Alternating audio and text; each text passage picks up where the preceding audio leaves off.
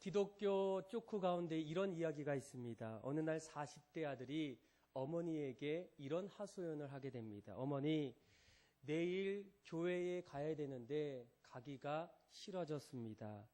아들 왜 그러는데 아들은 어머니에게 3가지 이유를 말하게 됩니다. 첫째는 주일날에 늦잠 자고 싶은데 일찍 일어나야 한다는 겁니다. 두 번째는 교회 가면 서로 사랑해야 되는데 때로는 갈등하는 성도들을 보면서 마음이 싫어졌다는 거예요. 그리고 셋째는 남들처럼 여행도 가고 싶고 또 놀러도 가고 싶은데 못 간다는 겁니다. 그 말을 듣고 있던 어머니께서 그래도 얘야 교회를 가야 되지 않겠니? 그러면서 어머니도 아들처럼 3가지 이유를 아들에게 들려주게 됩니다. 아들이 꼭 교회를 가야만 하는 3가지 이유. 첫째, 이 믿음의 사람들에게 예배는 선택이 아닌 필수가 아니잖니. 그러니 반드시 가서 예배를 드려야 된다. 둘째, 교회는 사람을 보고 가는 것이 아니라 하나님을 보기 위해서 가는 것이 아니겠니. 그리고 3번째는 너는 그 교회 담임 목사가 아니니. 아마 재미있으면서도 아주 의미 있는 그런 메시지가 있지 않습니까? 여러분들은 오늘 이 자리에 나오신 이유가 무엇이겠습니까? 여러 가지 이유가 있지만 한 가지만 말할 수 있다면 한 가지 이유는 예배입니다. 여러분, 예배는 곧 신앙이요. 신앙의 보석은 예배입니다. 예배는 인간이 할 수 있는 최고의 어떤 위대한 일입니다. 하나님이 가장 기뻐하시는 것이 예배이고 하나님은 예배하는 자를 지금도 찾고 계십니다. 하나님이 인간에게 주신 최고의 축복이 있다면 우리 모두는 하나님 앞에 예배할 수 있다라는 겁니다. 그런데 이 예배 가운데 더 놀라운 것은 예배는 우리의 인생의 목적이고 의무인데 우리가 예배를 드릴 때마다 하나님 앞에 예배자로 설 때마다 그 예배 속에서 우리에게 주시는 예배의 기쁨들이 있다라는 겁니다. 그래서 예배할 때에 행복한 사람들이 많이 있습니다. 예배는 하나님이 주시는 축복의 통로이고 또 이것을 알기 때문에 그 무엇보다도 예배자로 서기를 원하는 성도들이 점점 많아지고 있습니다. 아마 그동안 한국교회의 발자취를 따라가 보면 이 신앙의 선배들은 무엇보다도 예배의 기쁨을 알았습니다. 그래서 눈을 떴다 하면 예배를 드렸고 또 눈을 감고 다시 뜰 때에도 또다시 예배 드리게 됩니다. 아침과 저녁 어디서든지 예배를 드리는 것을 기뻐합니다. 몸이 피곤하더라도 새벽에 나와서 새벽의 예배의 기쁨을 누렸습니다. 집에서든지 교회에서든지 기도원에서든지 일터에서든지 그들은 날마다 예배의 모습으로 예배자로 서는 그런 모습을 종종 듣곤 합니다. 아마 한때 예배로 인해서 예배 때문에 직장을 그만두거나 또 목숨까지 버려서까지 예배를 지키셨던 그런 신앙의 선배들의 이야기를 들어본 적이 아마 있을 겁니다. 아마 이렇게 그들이 예배에 목숨을 건 것은 예배가 삶의 목적이고 예배를 드릴 때마다 그의 어떤 삶의 자리에 찾아오시는 그런 놀라운 하나님의 예배의 기쁨이 있기 때문입니다. 성도의 삶은 한마디로 예배입니다. 그렇다면 우리가 이 믿음의 성도들이 예배로 나아갈 때 또 예배자로 섰을 때에 찾아오시는 이 예배의 기쁨이 도대체 무엇이겠습니까? 오늘 말씀을 통해서 예배를 통해서 찾아오시는 예배의 기쁨이 도대체 무엇일까를 한번 말씀을 통해서 같이 나누기를 원합니다.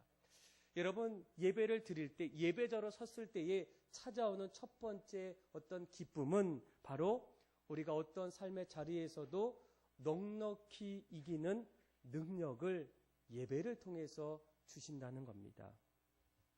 여러분들은 주로 지금까지 살아오면서 힘들 때 어려울 때 주로 어떻게 반응하십니까? 아마 크게 그 세 종류의 어떤 사람들이 있어요. 첫째는 왜 나에게 이런 일만 찾아올까? 그러면서 현재 일어나는 일에 대해서 원망하는 사람이 있습니다. 또 다른 사람은 더 이상 이 원망을 넘어서 포기합니다. 이제 이 일을 안 한다는 거예요. 그러면서 삶이 점점 무력해집니다. 그런데 또 한 사람은 힘들 때도 있고 어려울 때도 있지만 그 어려움을 잘 견뎌냅니다. 어떻게 해서든지 그 일을 극복하기를 원하고 나중에는 극복하는 사람으로 점점 자라나게 됩니다. 아마 오늘 본문에 나타났던 이 사도 바울이 바로 세 번째 유형의 사람이 아니겠습니까? 그는 어쩌면 오늘 말씀이 자신의 인생에 있어서 가장 어려운 시기를 맞이하게 됩니다. 아마 우리가 계속적으로 사도행전의 말씀을 보게 되면 이 사도 바울은 제1차 전도 여행을 마치고 난 이후에 현재는 두 번째 2차 전도 여행 중에 있습니다. 특별히 아시아를 넘어서 유럽, 오늘 말씀을 잘 보시면 이 빌립보라는 곳에 들어갑니다. 그런데 오늘 말씀 속에 갑자기 어떤 한 귀신 들린 여종을 만났을 때 사도 바울이 했던 것은 무엇이겠습니까? 예수의 이름으로 그녀를 고쳐주게 됩니다. 복음의 능력이고 아마 그가 이곳에 왔던 어떤 이유들을 깨달을 수 있는 아주 중요한 어떤 대목입니다. 그런데 그가 좋은 일을 했음에도 불구하고 오늘 성경은 그를 더욱더 어렵게 만들게 됩니다. 우리 한번 16장, 우리 먼저 16절에서 우리 18절까지 한번 같이 한번 확인해 보겠습니다. 시작. 우리가 기도하는 곳에 가다가 점치는 귀신 들린 여종 하나를 만나니 점으로 그 주인들에게 큰 이익을 주는지라. 그가 바울과 우리를 따라와 소리질러 이르되 이 사람은 지극히 높은 하나님의 종으로서 구원의 길을 너에게 전하는 자라 하며 이같이 여러 날을 하는지라. 바울이 심히 괴로워하여 돌이켜 그 귀신에게 이르되 예수 그리스도의 이름으로 내가 네게 명하노니 그에게서 나오나 하니 귀신이 즉시 나오니라. 아멘.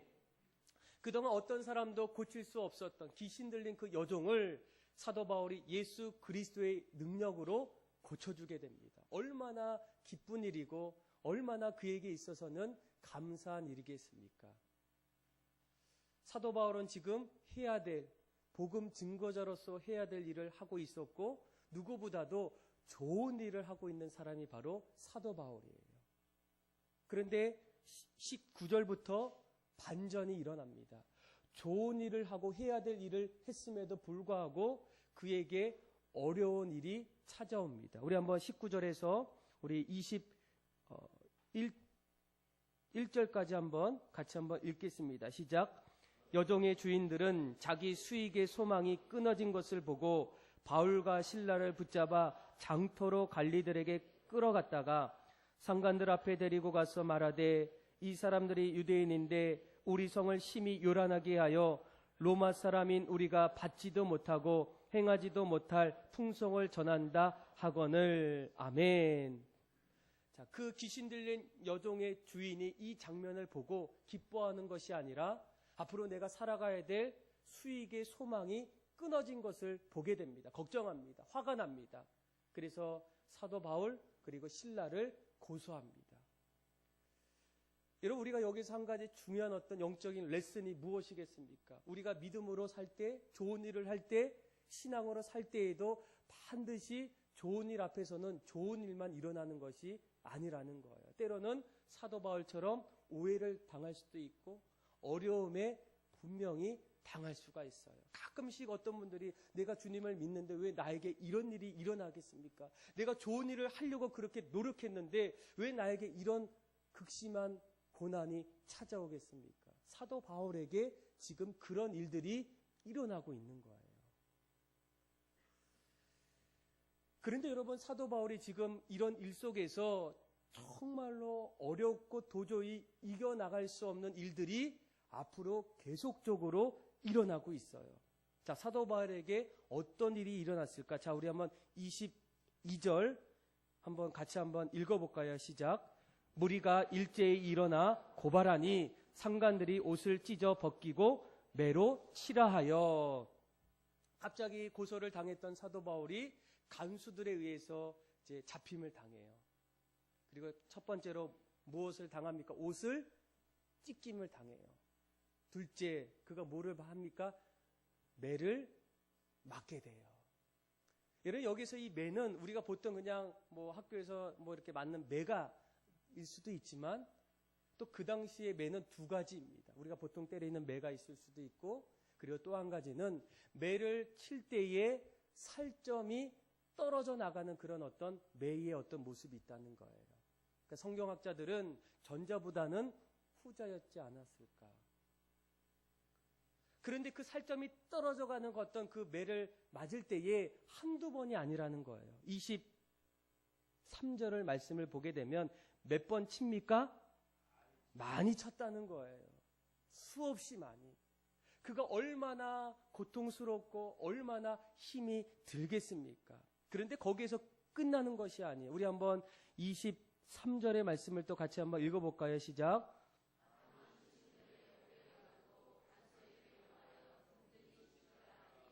아멘. 자, 24절도 읽겠습니다. 시작. 그가 이러한 명령을 받아 그들을 깊은 곳에 가두고 그 발을 차고에 든든히 채웠더라. 아멘. 자, 첫째는 이 매질을 당했는데 한두 번이 아닌 많이 받았어요. 살점이 떨어지는 어떤 그런 고통 속에서 내가 좋은 일을 했음에도 불구하고 이해할 수 없는 일이 그에게 찾아오고 있어요. 그리고 23절 4절 말씀을 보게 되면 그가 감옥에 들어갈 때에 그 발에 뭐를 찼다고요? 착고를 찼다는 거예요. 움직일 수가 없어요. 불편해요. 힘들어요. 편하게 쉬어야 되는데 쉴 수가 없어요. 그리고 그가 옥에 갇혔을 때에 어떤 감옥에 갇혔다고 말합니까? 그 당시에 감옥에는 주로 세 가지 종류의 감옥이 있어요. 첫째는 잠범들이 들어가는 그런 감옥이에요. 그리고 두 번째 감옥은 조금 중한 범죄자들이 들어가는 감옥입니다. 그리고 세 번째는 오늘 우리가 나타났던 깊은 감옥인데 가장 중한 범죄자들이나 살인자들이 들어가는 감옥입니다. 이 세 번째 감옥에 들어간다는 것은 죽지 않고서는 더 이상 나올 수 없는 그런 어떤 자리라는 거예요. 조금 여러분 지금 사도 바울이 지금 처해 있는 상황들을 이해할 수 있겠습니까? 귀신 들린 여정을 고쳐주었는데 그 이유 하나만 때문에 내가 지금 매질을 당하고 착고에 지금 내가 앉게 있고, 그리고 감옥도 어떤 감옥이요? 깊은 감옥에 지금 들어가 있다는 거예요. 그는 육체가 점점 쇠해져 가고 힘들고 견디기 정말로 어려운 그런 어떤 자리에 지금 놓여 있다는 거예요. 그런데 또 한 가지는 육체적인 고통도 있지만 그가 정말로 이해할 수 없고 이겨나갈 수 없는 한 가지 또 다른 고통이 바로 정신적인 고통이라는 겁니다. 여러분, 우리가 어떤 일을 할 때에 내가 무언가를 실수하면 나의 책임이 있기 때문에 어렵더라도 잘 이겨나갑니다. 내가 왜 그랬을까? 다음엔 그렇게 하지 말아야지. 그런데 지금 사도 바울은 지금 이 자리까지 오게 만든 것은 누구를 통해서 오게 됩니까? 자기의 뜻이 아니었어요. 우리가 잘 알고 있는 것처럼 사도 바울은 1차 전도 여행이 끝나자마자 갑자기 그동안 1차 전도 여행을 통해서 세웠던 교회들의 모습을 보고 싶은 거예요. 그들이 어떻게 교회를 지금 세워나가고 있고 어떻게 신앙생활하고 있을까? 너무나 무척 궁금한 거예요. 그래서 그는 자신이 1차 전도 여행 때에 세웠던 그 교회, 아시아죠? 아시아에 세워졌던 그 교회들을 보고 돌아오는 그 목적이 바로 2차 전도 여행이었어요. 그런데 막상 2차 전도 여행을 떠나다 보니까 하나님께서 그가 가는 길을 자꾸만 막으십니다. 그러다가 어느 날 환상을 보게 돼요. 성령님을 통해서 마게도니아 환상을 보면서 우리를 도우라는 이야기를 듣습니다. 그리고 사도 바울은 깨달아요. 하나님이 왜 내 길을 막으셨던 이유가 나를 통해서 아시아를 넘어서 유럽에도 복음을 전하기를 원하는 하나님의 계획이 있음을 깨닫게 돼요. 그래서 그가 드로아에서 배를 타고 밤빌리아 그리고 빌립보라는 곳에 들어갑니다. 지금 사도 바울은 이 자리까지 오게 만든 어떤 장본인이 누구입니까? 자기 자신이 아니에요. 내가 원해서 내 뜻대로 내가 좋아서 간 것이 아니라 하나님께서 자꾸만 길을 막으셨고 마게도냐 환상을 통해서 나를 이 자리까지 부르셨다면 그 어떤 사람도 어떤 마음이 들겠습니까?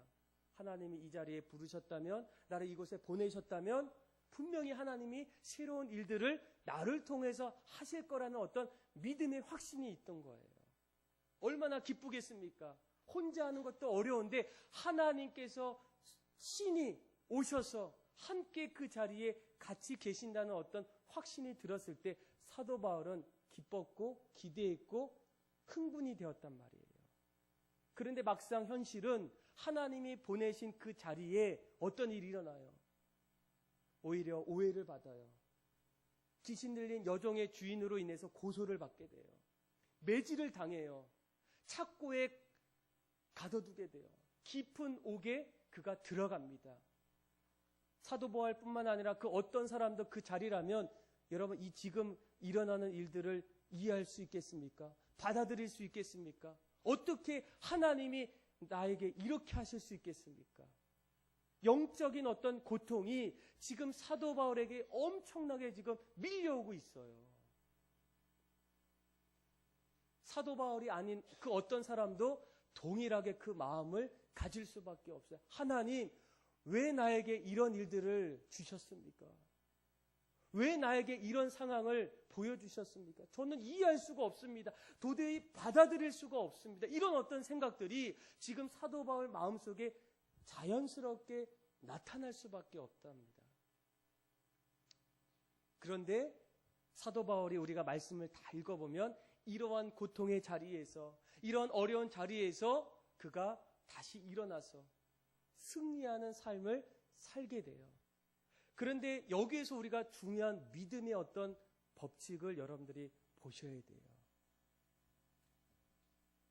여러분, 사도 바울은 분명히 그도 알고 있었어요. 믿음의 여정은 고통도 있고 어려움도 있고 힘든 과정도 있다는 거예요. 자, 우리 한번 로마서 8장 35절에서 37절인데 사도 바울이 고백했던 내용이에요. 우리 같이 한번 읽어볼까요? 시작. 누가 우리를 그리스도의 사랑에서 끊으리요? 환난이나 공고나 박해나 기근이나 적신이나 위험이나 칼이냐? 기록된 바 우리가 종일 주를 위하여 죽임을 당하게 되며 도살 당할 양같이 여김을 받았나이다 함과 같으니라. 그러나 이 모든 일에 우리를 사랑하는 이로 말미암아 우리가 넉넉히 이기느니라. 아멘. 여러분, 우리가 예수를 믿어도 뭐가 일어나요? 환난이 일어나요. 공고가 일어나요. 핍박이 일어나요. 적신이나 위험이나 심지어는 우리가 죽임을 당할까, 도살당할 양처럼 그런 어떤 자리에 놓일 수도 있다는 거예요. 사도 바울이 지금 그렇게 고백했고 지금 있는 빌립보 감옥에서의 그런 어떤 자리가 바로 그런 자리예요. 그런데 중요한 것은 그것을 누가 끊을 수 있겠습니까? 그러면서 그것을 끊지 못하고 승리했단 말이에요. 그 이유가 무엇이겠습니까? 그 비밀이 무엇이겠습니까? 오늘 말씀을 잘 보시면 그 이유가 있어요. 우리 한번 25절의 말씀인데 아주 중요합니다. 같이 한번 읽도록 하겠습니다. 읽어볼까요? 시작. 한밤중에 바울과 실라가 기도하고 하나님을 찬송하며 죄수들이 듣더라. 아멘. 여러분, 이 한밤중에 얼마나 힘들고 고단하고 정신적으로 영적으로 얼마나 힘들겠습니까? 그런데 그때의 사도 바울이 이 감옥에서 모든 일들을 다 이겨나갈 수 있었던 한 가지 비결이 있다면 오늘 말씀 25절에 바울이 그 한밤중에 무엇을 하게 됩니까? 쉬었어요? 기도하고 찬송합니다. 한마디로 뭐라고 얘기할 수 있어요? 그 옥에서 하나님 앞에 예배했다는 거예요. 사도 바울이 하나님을 예배하고 예배의 자리에 섰을 때에 오늘 이 사건은 드디어 사도 바울이 옥에 갇힘에도 불구하고 그가 다시금 일어서서 다시 세상을 향해서 교회를 향해서 믿음의 길을 걸어갈 수 있는 한 가지 비결은 다른 어떤 것이 없어요. 그가 찬송하고 그 어려운 가운데서도 기도하고 하나님을 예배함을 통해서 그 어려운 환경과 자리를 이겨나갈 수 있었다는 거예요. 예배는 무엇이겠습니까? 우리의 삶의 자리에서 넉넉히 이길 수 있는 하나님의 은혜를 받을 수 있는 그 자리가 바로 예배의 자리라는 거예요. 아마 여기에서도 이곳에 계신 분들 가운데에 내가 올해까지 잘 버텼는데 더 이상 버티기 힘드신 분들이 아마 있을 겁니다. 가정에서도 직장에서도 내가 어떤 일을 할 때에도 지금까지 끝까지 버티고 또 버텼는데 이제는 더 이상 버틸 힘이 없단 말이에요. 어떻게 일어설 어떤 용기가 없는 분들이 아마 있을 거예요. 내년은 어떻게 할까? 두려움이 쌓이고 걱정이 밀려오는 분들이 반드시 있을 거예요. 여러분 그때 어떻게 해야 되겠습니까? 오늘 사도 바울이 했던 것처럼 한 가지예요. 하나님 앞에 예배하는 거예요.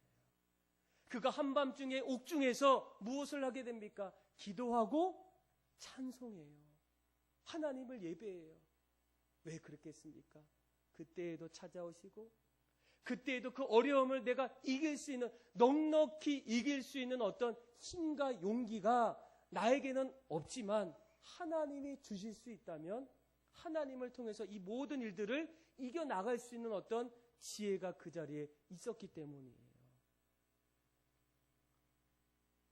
우리의 인생은 사도 바울과 다르지만 우리 인생도 어쩌면 사도 바울처럼 정말로 어려운 그런 어떤 인생이 많을 것 같아요. 가정에서도 날마다 어떤 일들이 일어나고 직장에서도 날마다 누군가를 또 어떤 자리에서 또 함께할 때마다 어려움이 찾아오고 또 내가 누구를 만날 때마다 좀 이해할 수 없는 도저히 내가 받아들일 수 없는 그런 어떤 일들이 일어날 때에 우리가 어떻게 해야 되겠습니까? 어떤 분들은 해결할 수 있는 분도 있지만 더 이상 해결책이 나오지 않을 때가 있어요. 마치 사도 바울이 옥중에서 더 이상 일어날 수 없고 소망이 없는 절망의 자리에서 그가 한 가지 했던 신앙의 어떤 비결이 있다면 그가 예배자로 그 자리에 섰다는 거예요. 그리고 오늘 말씀의 결론은 그가 옥문을 나가서 또 다른 선교 여행을 떠나는 그런 믿음의 삶을 살게 됐다는 거예요. 저는 여러분들 모두가 날마다 예배자가 되고 예배를 통해서 우리의 모든 삶의 어떤 어려움 속에서도 넉넉히 이길 수 있는 하나님의 은혜를 받을 수 있는 그런 여러분들의 삶이 다 되기를 주님의 이름으로 축복합니다. 여러분 우리가 예배를 왜 드려야 되겠습니까? 예배는 우리의 어떤 의무예요. 이 백성은 나를 위해 지었나니 나의 찬송을 부르게 하려 하십니다. 그런데 예배를 드리면 드릴수록 예배 안에 새로운 기쁨이 찾아와요. 두 번째가 바로 예배를 드릴 때마다 하나님의 임재를 경험합니다. 아마 오늘 한밤중에 찬송하고 기도하는 그때에 하나님이 그 자리에 어떻게 오십니까? 찾아오셔요. 우리 한번 26절의 말씀을 또 같이 한번 읽어보겠습니다. 시작. 이에 갑자기 큰 지진이 나서 옥터가 움직이고 문이 곧 다 열리며 모든 사람의 매인 것이 다 벗어진지라. 아멘. 자, 그가 찬양하고 기도할 때에 사람이 할 수 없는 놀라운 어떤 기적이 일어나요. 뭐가 일어납니까? 26절을 잘 보시면 큰 지진이 납니다. 옥토가 움직입니다. 문이 열립니다. 그리고 모두 메인 어떤 창고가 열리게 돼요. 그 어떤 인간도 사람도 할 수 없는 일들 하나님이 그곳에 오셨다는 거예요. 하나님이 그 자리에 큰 기적을 베풀어 주셨다는 거예요. 그런데 여러분 하나님이 찾아오시고 하나님을 우리가 만나는 것이 여러분 왜 중요하겠습니까? 내가 하나님을 인격적으로 만나는 일, 예수님을 내가 더욱더 만나는 일이 왜 우리의 삶에 중요하겠습니까? 예수님을 만날 때 나의 생각이 하나님의 생각으로 점점 바뀌게 돼요. 나의 삶의 가치관이 하나님의 가치관으로 점점 바뀌게 됩니다. 내가 주님을 인격적으로 만나는 그때에 내 행동이 예수님의 행동으로 조금씩 바뀌게 된다는 거예요. 여러분, 사도 바울이 벌써부터 그런 경험을 하지 않았습니까? 그는 다메섹 도상에서 처음으로 예수님을 만나게 돼요. 그가 다메섹 도상에서 예수님을 만나기 이전의 삶과 그 이후의 삶의 고백이 너무나 다릅니다. 빌립보서에 보게 되면 빌립보 교인들에게 내가 예수님을 만나기 이전에 나의 삶이 이렇다라고 고백해요. 우리 빌립보서 3장 5절에서 6절인데 우리 한번 화면을 보고 그가 예수님을 믿기 이전의 삶이 어땠는지를 한번 확인해 보세요. 같이 한번 읽어볼까요? 시작. 받고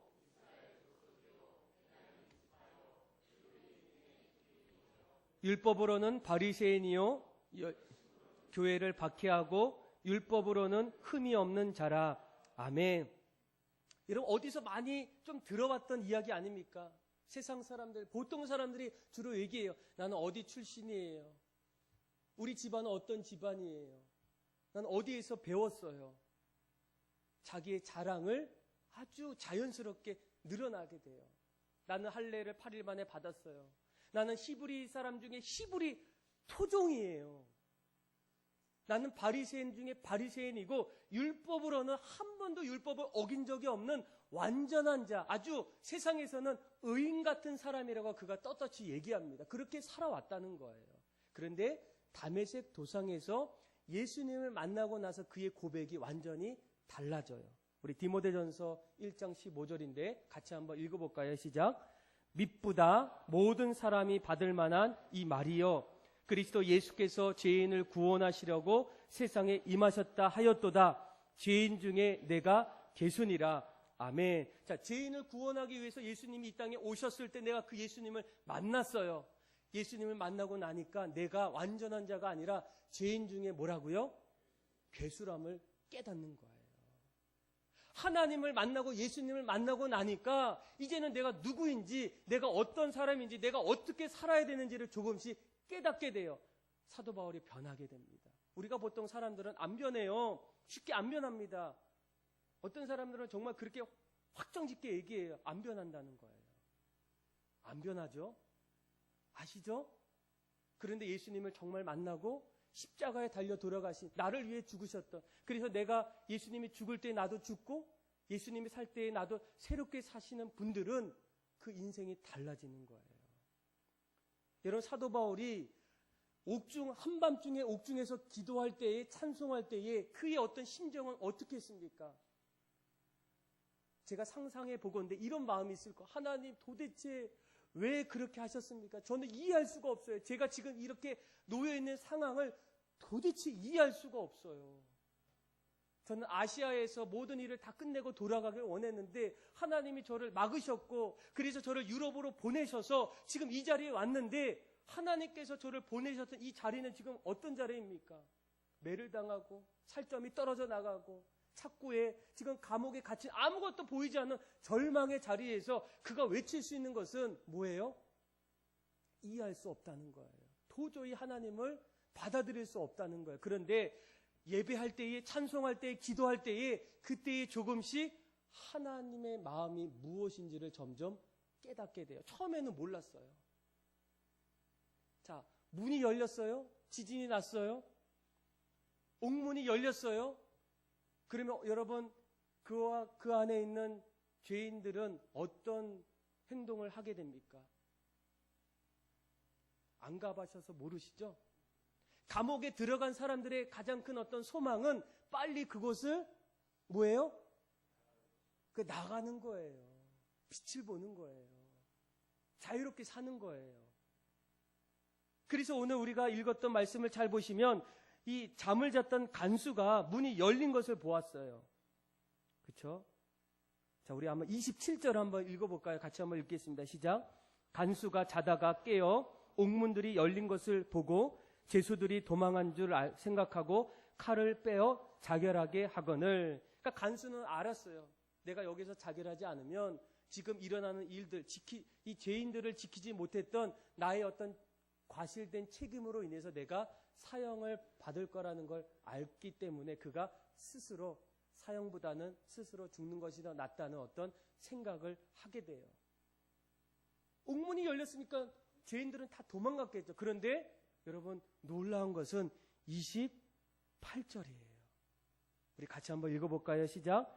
바울이 크게 소리질러 이르되 내 몸을 상하지 말라 우리가 다 여기 있노라 하니 아멘. 여러분 사도 바울이 옥문이 열렸을 때 그곳을 나갔습니까? 아니면 그 자리에 있었습니까? 그 자리에 있었어요. 이해되십니까? 이해 안 되시죠? 보통 우리의 생각은 빨리 나가는 게 정상이에요. 그럼에도 불구하고 사도 바울이 그 자리에 있었던 이유가 무엇이겠습니까? 그가 한밤중에 기도하기 시작해요. 하나님 앞에 찬송하기 시작해요. 예배를 드리다 보니까 예배 속에서 하나님께서 왜 내가 너를 이 자리에 불렀는지 어떤 그 마음을 하나님이 예배를 통해서 주시는 거예요. 바울아, 내가 너를 이 자리에 놓인 것은 하나님 제가 왜 이 자리에 있습니까? 내가 너를 이 자리에 놓인 것은 이곳에서도 복음의 소식을 듣기를 원하는, 예수님을 영접하기를 원하는 그런 사람들이 이곳에서도 있다는 거예요. 너가 이 자리에 있지 않으면 이 자리에 사람들에게 복음을 전할 수가 없고 복음의 소식이 결코 이 자리에 나올 수가 없다라는 거예요. 오늘 말씀에 정확하게 기록되어 있지는 않지만 사도 바울이 예배할 때에, 기도할 때에, 찬송할 때 그 자리에서 들려주시는 하나님의 마음과 하나님의 뜻을 깨달았을 때 옥문이 열렸음에도 불구하고 그가 그 자리를 나왔습니까? 그 자리에 아직도 여전히 있습니까? 아직도 그 자리에 남아 있었다는 거예요. 또 한 가지 힌트는 뭐가 있습니까? 그가 찬송할 때 25절에 성경은 뭐라고 얘기합니까? 그가 기도하고 찬송할 때에 제수들이 어떻게 했다고요? 듣는 거예요. 복음의 소식을 듣기를 원하는 사람들이 그 옥중에서도 있기를 원하는 하나님의 마음이 있다는 거예요. 기도하니까, 찬송하니까, 예배하니까 점점 내 뜻에서 하나님의 뜻이 무엇인지를 알게 되게 돼요. 여러분, 요즘에는 성도들의 어떤 모습이 달라졌어요. 목사님들의 고민 중에 하나가 예전에는 목사님들이 한마디 하시면 순종하시고 뭐 따라오시고 했는데 지금은 생각해 보겠다는 거예요. 기도해 보겠다는 거예요. 그리고 자기 뜻대로 하는 분들이 점점 많아지고 있다는 거예요. 여러분, 교회가 교회되기, 성도가 성도되기 위해서 우리가 정말로 하나님의 뜻으로 점점 살기를 원한다면 우리에게는 다른 어떤 것이 필요하지 않아요. 한 가지예요. 사도 바울처럼 날마다 그 자리에서 기도할 때, 날마다 그 자리에서 찬송할 때, 하나님을 예배할 때, 그때 우리의 어떤 생각이 하나님의 생각으로 달라지고 우리의 행동이 예수님의 행동으로 점점 바뀔 수밖에 없다는 것. 왜 요즘에 우리의 생각이 우리의 생각으로 멈춰 있을까요? 우리가 예배의 삶을 점점 잃어가고 있기 때문이에요. 예배의 자리에 성도들이 점점 줄어들고 있어요. 기도의 자리에 기도하는 소리가 안 들리고 있어요. 찬송하는 자리에 찬송의 소리가 점점 줄어들고 있어요. 예배는 드리고 있어요. 예배자라고 고백하고 있어요. 그러나 하나님은 참된 예배자를 찾고 계셔요. 사도 바울이 그런 너무나 극심한 자리에서 그때에도 하나님을 찬송하고 하나님 앞에 기도하고 하나님의 말씀을 들을 때에 그의 생각이 어떻게 됩니까? 하나님의 생각으로 바뀌는 거예요. 옥문이 열리고 지진이 나고 제수들이 다 나가는 가운데서도 내가 해야 될 일이 무엇인지를 그가 예배를 통해서 깨닫는 거예요. 저는 우리 교회가, 우리 성도들이 정말로 하나님의 사람으로 살기 위해서는 다른 것이 필요한 게 아니에요. 예배로 우리가 성공하셔야 돼요. 날마다 예배의 자리에 나오셔야 돼요. 여러분, 우리가 1월 1일이 되면 항상 어떤 분들은 예매하죠? 기차 예매하죠? 바닷가에서 해 뜨는 거 보면서 무언가를 다짐해요. 물론 그분들에게는 필요하겠죠. 그런데 믿음의 성도들에게는 아니라는 거예요. 그럴 때에도 우리가 2018년도를 준비할 때 우리에게 가장 중요한 것은 바로 예배예요. 하나님 앞에 늦은 밤이지만 늦은 밤에 한 해를 마감하고 새해를 맞이할 때 하나님 앞에 찬송하고 기도하고 말씀을 들을 때에 내가 2018년도를 어떻게 살아가야 될지, 나의 생각이 아니라 나의 계획이 아니라 하나님의 계획과 나를 통한 하나님의 뜻이 무엇인지를 어디를 통해서 알 수 있어요? 내가 찬송할 때, 내가 기도할 때, 내가 예배할 때, 그때 우리가 깨닫게 돼요. 그러니까 어떤 교회는 보니까 1월 1일 11시, 오전 11시 때도 예배가 있다. 신년 예배. 처음에는 잘 몰랐다가 오늘 말씀을 묵상하니까, 야, 예배는 있을수록 우리에게 축복이구나. 예배가 있어야만 우리가 살 수 있겠구나. 예배가 우리의 어떤 삶의 생명이구나. 그래서 예배가 더 많아지는구나. 그래서 여러분, 우리가 내년도에는 더 예배의 자리로 여러분들 나오셔야 돼요. 예배의 삶을 사셔야 돼요. 왜 그렇습니까? 예배가 뭐예요? 하나님의 임재를 경험하기 때문이에요. 하나님을 만나기 때문이에요. 또 우리의 어떤 넉넉하게 이길 수 있는 어떤 은혜를 예배를 통해서 우리가 깨달을 수 있기 때문이에요. 그래서 사도 바울은 옥문이 열렸음에도 불구하고 하나님의 뜻을 깨달았기 때문에 그 자리에 있게 됩니다. 그리고 이 간수에게 얘기해요. 멈추세요. 우리는 아직도 여기 있습니다. 그런데 그때 어떤 일이 일어나요? 다시 옥을 닫습니까? 아니에요. 하나님이 이 자리에 그를 보내셨던 일들이 점점 일어나고 있어요. 어떤 일입니까? 복음이 그 안에 증거가 돼요. 우리 한번 말씀을 한번 28절부터 우리 34절까지 교독으로 한번 읽어보겠습니다. 바울이 크게 소리질러 이르되 내 몸을 상하지 말라. 우리가 다 여기 있노라 하니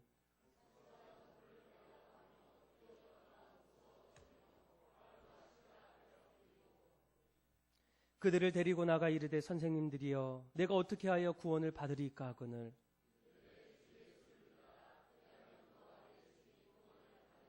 주의 말씀을 그 사람과 그 집에 있는 모든 사람에게 전하더라.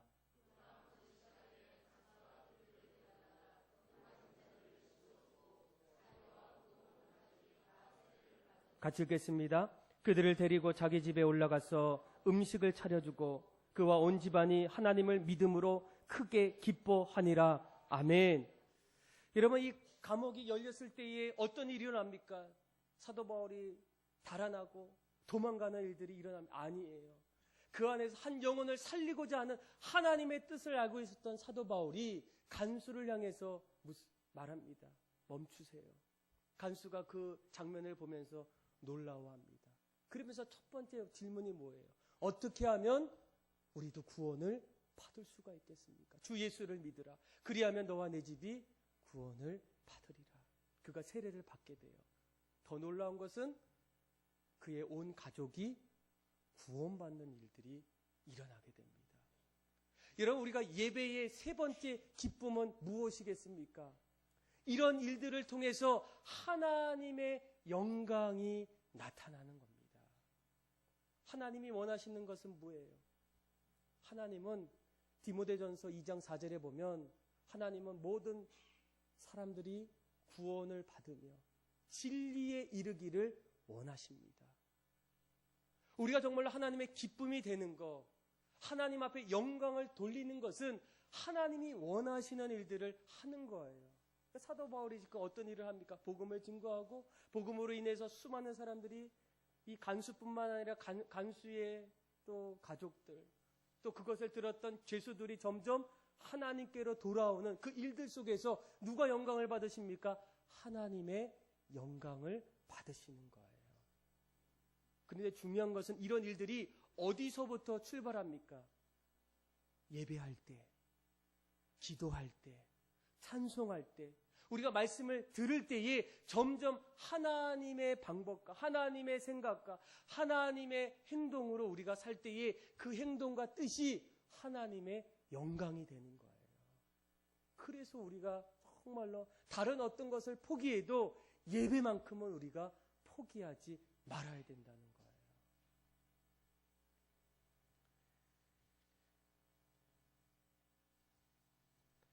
아마 우리 교회 집사님 가운데에 사업하시는 분들이 아마 있을 거예요. 그런데 그 가운데에 그 집사님은 한 달에 한 번씩 꼭 그 사업장 신방 예배를 요청하셔요. 그래서 이제 한 달에 한 번씩 가기 때문에 그분이 어떤 분인지 예배 끝나고 교제하다 보면 참 점점 알아가면 알아갈수록 대단한 것은 그 집사님의 어떤 사업장이 작지는 않아요. 직원들도 꽤 많아요.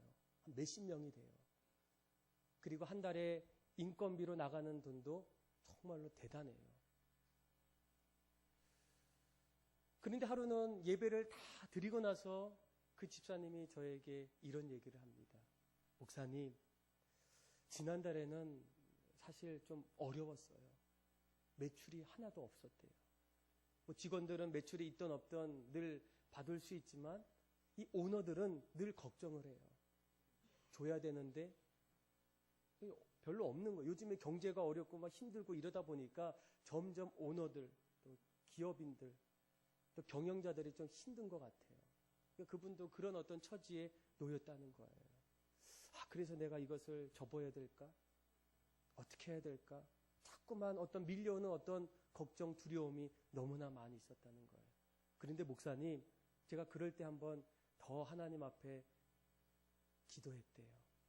그리고 출근할 때 아침마다 나와서 기도하고 찬송하고 그리고 말씀을 보기 시작했대요. 그런데 말씀을 보고 찬양하고 기도할 때에 그 전에 내 마음에 있었던 어떤 두려움들 그리고 걱정들이 점점 사라졌다는 거예요. 목사님, 근데 더 놀라운 것은 제가 예배를 시작하고 난 이후로부터 놀랍게도 곳곳에서 내가 하고 있는 그 사업의 어떤 고객들이 막 찾아온다는 거예요. 알지도 못하는 사람들이 서울에서도 뭐 지방에서도 막 전화 와서 한번 방문을 하겠다고 하고 이런 어떤 일들이 오면서 목사님, 이제는 저는 걱정하지는 않아요. 두려워하지는 않아요. 염려하지는 않아요. 이렇게 말씀하시더라고요. 참 이분이 대단한 것은 이분이 항상 이 직원들, 특별히 이제 부장급이 있어요. 이렇게 그 임원단들이 있는데 이 부장급들과 항상 한 달에 한 번씩 예배를 드리면서 늘 전도해요. 교회 다니셔야 돼요. 예수님 믿으셔야 돼요. 나처럼 늘 기도하셔야 돼요. 그런데 저는 이런 어떤 모습들을 보면서 어떤 마음이 드냐면, 야, 정말 하나님이 기뻐하시겠다. 정말로 하나님이 영광 받으시겠다. 하나님이 정말로 즐거워하시겠다.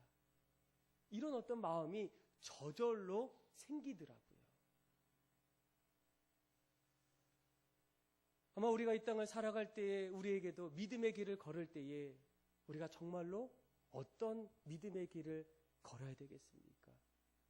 저는 예배자의 길을 걸어야 돼요. 우리가 정말로 사도 바울의 어떤 신앙의 모습을 보면서 여러분, 이 예배는 어떤 예배의 기쁨이 있겠습니까?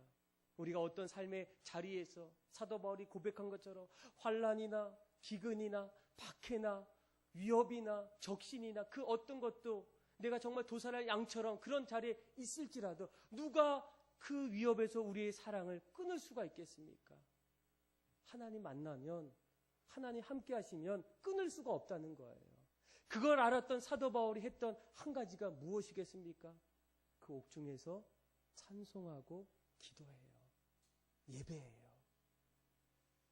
그리고 하나님을 인격적으로 만나고 하나님의 임재를 느끼고 그 안에서 넉넉히 이길 수 있는 어떤 하나님의 힘을 그가 받았기에 주저앉더라도 다시금 일어설 수 있었고, 두렵더라도 용기를 냈었고, 어두운 자리에서도 끝까지 희망을 보았던 그의 어떤 자리에는 무엇이 있었다고요? 예배가 있었다는 거예요. 저는 여러분들이 올 한 해 예배자로 섰지만 내년에는 더 큰 어떤 예배의 자리에서, 직장에서든 가정에서든 또 삶의 자리에서든 날마다 예배자로 섬을 통해서 하나님이 주시는 예배의 기쁨을 누릴 수 있는 그런 여러분들의 삶이 다 되기를 주님의 이름으로 축복합니다. 오늘 우리가 함께 말씀을 생각하면서